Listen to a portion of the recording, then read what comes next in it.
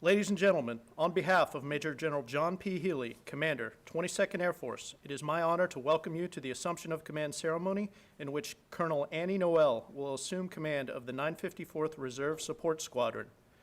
I am Major Ben Calhoun, and I will be your narrator for today's ceremony. Ladies and gentlemen, please rise for the arrival of the official party and remain standing for the playing of Ruffles and Flourishes, our national anthem, and the Invocation.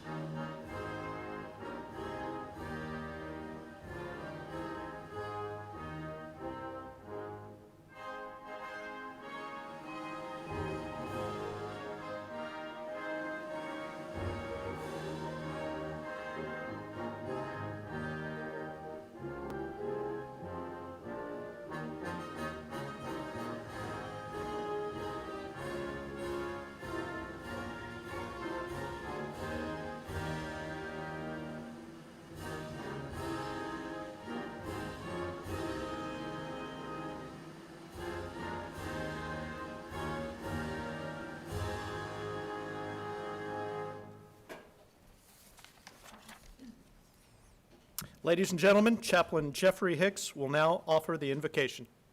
Ladies and gentlemen, I invite you, please pray with me.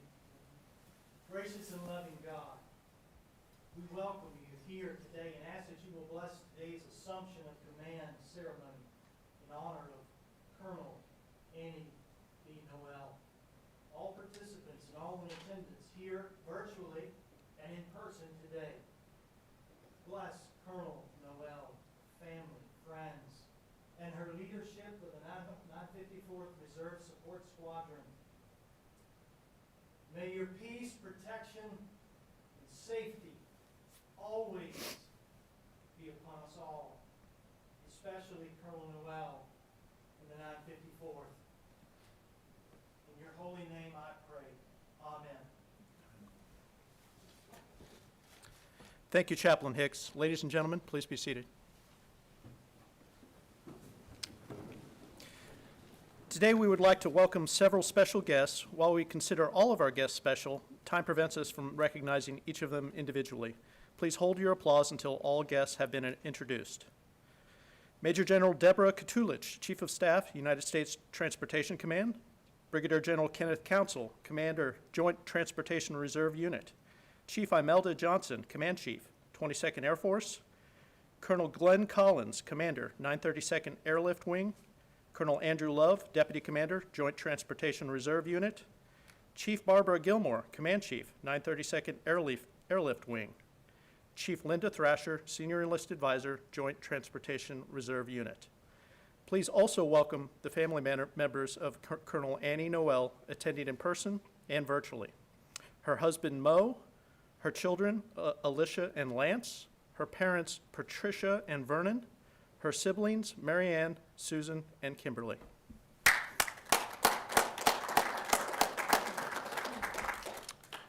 Finally, we extend a warm welcome to all the dear family, friends, military members, and other distinguished visitors who have joined us today. Your presence is greatly appreciated.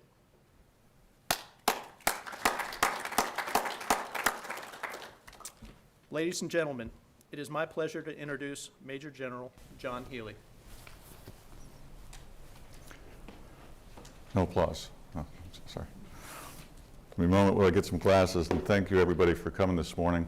Small crowd as we continue to mitigate against COVID the best we can, but nonetheless, very happy to see everybody in attendance that could make it, and very happy to have everybody who's streaming at the same time. It's an honor to be with the members of the 954th, and also welcome the Chief of Staff from TRANSCOM, the General Counsel, also the JTRU Commander, and all the Command Chiefs and other commanders. As a leader of the 22nd Air Force, it's critical that I have the trust in the leaders that I have placed underneath me, and likewise, in turn, that they have the trust and confidence of those they lead. And it makes it a great deal harder right now to not earn that trust, but to continue on to be operationally ready when we have to deal with things such as COVID and mitigation measures, as we're talking about. It's a struggle from day to day, so it's an interesting time to come in as a commander, but I know right now that I have every confidence in Annie's ability to step into the role and continue the great things that the 954th has continued to provide for TRANSCOM and for the Air Force Reserve Command. But before I say too much more about her, I want to make sure to recognize some of her family members that were mentioned just a moment ago. As we all know, none of this happens without the support and love of the family members. So joining us today, as was mentioned, is Annie's husband, Mo. He's a fellow nutmeg from Connecticut, so we've got that in common. Thanks so much for being here. Colonel Noel would also like to recognize her greatest supporters, including her daughter Alicia and son-in-law Matt, her son Lance and daughter-in-law Ashley, her parents Vernon and Patricia, who are here today, we got to meet a little while ago, and finally her siblings Marianne and Mark Stute, Susan and Chris Young, and Kimberly and Justin Kroll. So thank you so much for coming. Thanks for the dedicated support that you provided to Colonel Noel in the past and going forward. Annie met her husband Mo through a mutual friend while deployed in Morone Air Base, and it was that time that he helped her see the light and transition from the Guard over to the Reserves. So a wonderful thing happened then in more than one way, so we're grateful for that. Mo's a retired lieutenant colonel and a just recently retired Delta pilot, taking the early out, which is plenty to talk about as well. He's a Citadel grad, and after almost 30 years, I'm curious as to what he's going to do with his time now. When asked that, he said, whatever Annie tells me to do, which was obviously the correct answer. So Annie shared that meeting him and subsequently joining the Air Force Reserves was one of the best things that had ever happened to her. So, and hopefully that's going to continue. Military service continues with Colonel Noel's family. Her grandfather, I found it interesting, Edward Matt, was drafted in 1942, served as a flight engineer on a B-17, and was subsequently a prisoner of war for 2 years as well. He continued in the Air Force after his release and retired in Colorado Springs as a Chief Master Sergeant. So I think it's always fascinating when you run into the different histories of all the different people. Believe it or not, my dad served in World War II, so it's in the Navy at the time. So Colonel Noel's daughter, Alicia Fabiani, and her husband Matt are both CPAs. They have 3 children, Ellington, Coleman, and Thompson, with one more on the way. So that's going to be fun as well. Annie's son, Lieutenant Lance Noel, continues to serve as a member of the family, but serving the service in the tradition of the family. And he's based at Naval Station Great Lakes, where he's been instrumental in recruit, training command's response to COVID-19. Lieutenant Noel is married to Ashley, an ICU nurse who's supporting coronavirus patients as well. They have 2 children, Rose and Luke. So we say hello to all the children out there as well, and thank you if you're watching. I want to thank each of you, as I said, for supporting Annie. The Air Force asks a great deal of its commanders, and they have an important job, and it's made much easier with the support and love from the family members. Now let's talk a little bit about Annie. So she says that one of her earliest memories is being a child who had the overwhelming feeling and need to serve others and give back to the country. And that's a noble thought to have at such a young age as well. This is due in large part to her growing up in the heartland in Nebraska, where she attended a one-room schoolhouse where the educators were instilling a sense of deep patriotism. At age 5, she decided she'd be an Army nurse, which is fantastic. Days after graduating high school, she enlisted in the Nebraska Air National Guard, served while she studied nursing at Nebraska Wesleyan University, and at the time, the local units wouldn't accept RF 4Cs. They wouldn't accept female flyers, so she applied and went in as a nurse. When the transition occurred and they switched to KC-135Rs, she applied and was accepted for pilot training, and which has contributed to not only her military career as a pilot, but her civilian career as a pilot as well. She spent much of her reserve career at Grissom Air Reserve Base in Indiana, and recently I was fortunate enough to steal her from 4th Air Force as the Vice Wing Commander at 4th and bring her over to 954th. I'm sure that General Pennington will have nothing, he's not going to want anything back for that eventually. So, Colonel Noel says that being and having a positive effect on airmen's lives is what makes a difference to her and around her, and that's one of the reasons why she continues to serve. She's I look forward to continuing your servant leadership in this position. As you shared, it's all about the people, and I look forward to your leadership and continuing to lead this outstanding team. We've got a long list of great performers that you're following up, but I know you're up to the task. My priority for 22nd Air Force is to be ready now. It's as simple as that. When I came in, we had a lot of MVPs, lots of nice buzz phrases and all that stuff, but what it got down to is I want readiness, and I want readiness now. So that's been the moniker of my command so far, and that's what I'm expecting of my commanders. So I look to you to ensure that you have the training and the preparation to be a ready force, prepared to serve your nation's call whenever needed, whether in garrison or whether elsewhere. This year I've tasked my staff and commanders to work on 3 priorities: to sustain ready units, readiness now; to train and develop ready airmen, readiness now; and to modernize and reform for future combat capabilities, so readiness for the future. We're going to continue to work towards these goals and achieve success while striving to mitigate everything that gets thrown at us, to include COVID. I ask a lot because the mission of the Air Force and the Air Force Reserve is critical to the country. It's incredibly important. However, with great leaders like Colonel Noel and through readiness, teamwork, and reliability, we will continue to provide outstanding defense and capability to this nation. Finally, we're all accountable to the Air Force, our leaders, and each other. And I just want to make sure and encourage all of you to look to each other for help whenever you need it. We're each other's wingmen, and we should never feel alone or as if we don't have somebody to talk to. And I know with your people skills, you're absolutely the perfect person to be in command with that thought in mind as well. Thank you for everything you do for the United States Air Force. I'm looking forward, as I've said, to continued greatness from the 954th under your command. So let's make this official. Thanks. Thank you, General Healey.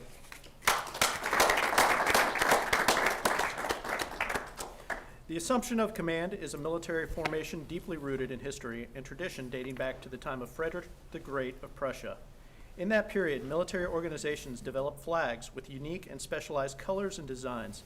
When the soldiers followed their leaders into battle, they kept sight of their flag. If the banner still waved after the conflict, it was a sign of victory. Having this position of great importance, that flag was incorporated into the ancient assumption of command ceremonies. The original banner was exchanged in public for all to see that he who holds the flag is the unchallenged and sovereign leader of the armies. The modern-day ceremony is principally symbolic, yet it still announces to all the authority of the incoming commander in the finest of military tradition. Ladies and gentlemen, please stand for the assumption of command.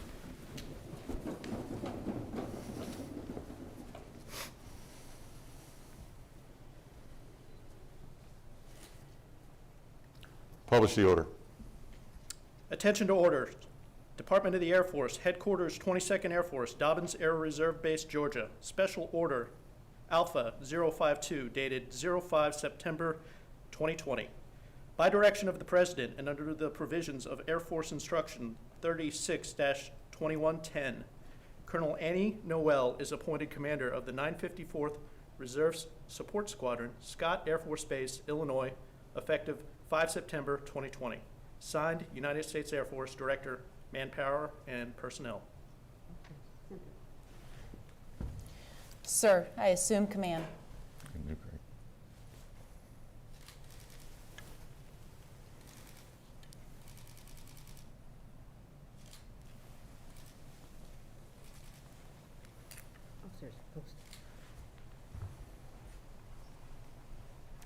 Ladies and gentlemen, please be seated.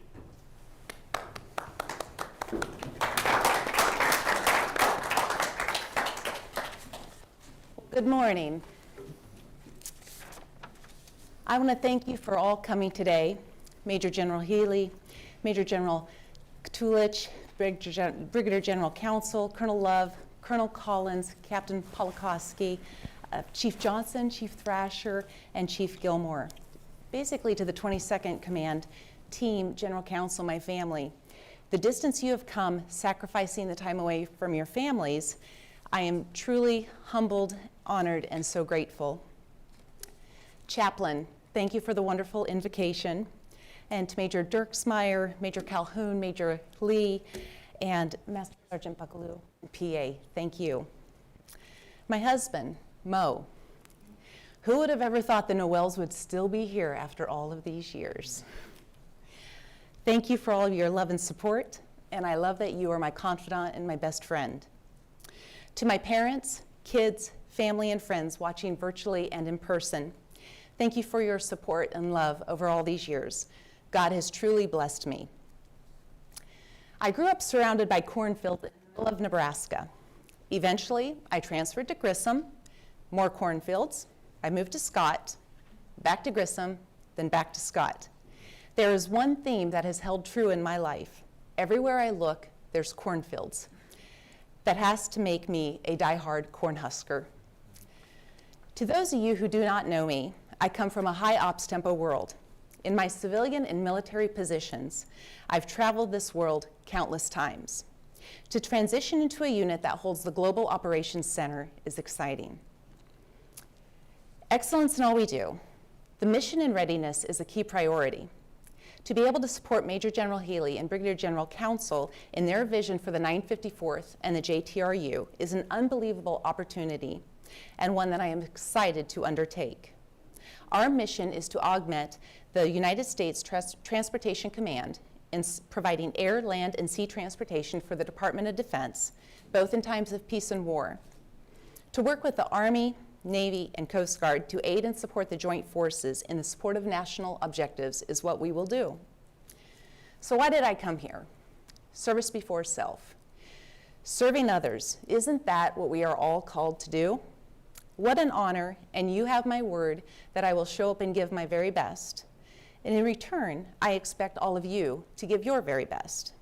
I will be your advocate, and I will represent you in order to continue the fine reputation of the 954th. Many people have helped me along the way. My goal is to serve the members, serving others. That is what it is all about. One of the biggest challenges I have ever faced in my military career is what I am facing right now. Not being able to meet each one of you. We have never gone through a pandemic and faced these type of issues.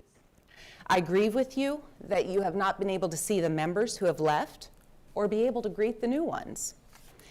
In the few days that I have been here, it pains me to hear about the job losses, marriage problems, feelings of loneliness, isolation, financial strains, school closures, and childcare issues. The list goes on. Everyone has issues. No one goes unscathed with the troubles of the present. What we are going through is hard. However, my message to you is do not live in fear. However, this is not what we do. We don't live in fear, and we are not anxious of the future. What we do to keep our resiliency is to be there for one another. We have so many resources to get through these times. You can be rest assured I will connect with each and every one of you. Connection is the key, and we are coming up with ways to get back together, to take care of one another, and to get the mission done. Because we are reservists, the priorities are, number one, your faith in your God. Number two, your family. And number three, your civilian job. Number four, the military. Unless we are at war or there are needs of the Air Force, then our civilian job and the military will switch. Top priorities are the people, mission, and readiness. Continue to train, be professional, and be current and qualified. The core values are incredibly important. Service before self, integrity first, excellence in all we do. These values are the foundations that we should all strive to live by. When one can live out the core values, then everything else falls into place. The people are so important, and my plan is to continue to support and empower the members by exhuming these principles. As Americans, we are so blessed. You see, we have the freedom that most will never acquire. This enables us to critically think our way through these times. We are resilient. We don't fail. We have a democracy that most will never experience. And it is because of people like you, the less than 1% of men and women that chose to sign up and defend this great country, that we know we will continue to excel, innovate, and look forward to the future. When fear, grief, and burdens seem overwhelming, show those around you that you will get through it. We are strong, we don't fail, and we won't this time. Again, connecting with one another is key. Please know that you are needed and you are important. My door is always open. Stay strong, even when it seems like everything else is falling apart around you. It is one step at a time. I want to leave you with one word: hope. Every day is an opportunity to learn, grow, and interact with amazing people. Every person has value. Never give up, don't lose the faith, and have hope. I look forward to the day when I can personally meet each one of you. Take care of yourselves and each other. Continue to be kind, be respectful, and give grace.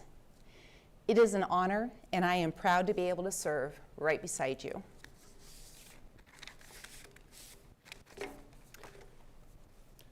Thank you, Colonel Noel. Ladies and gentlemen, please rise and join us in singing the Air Force song and remain standing for the departure of the official party.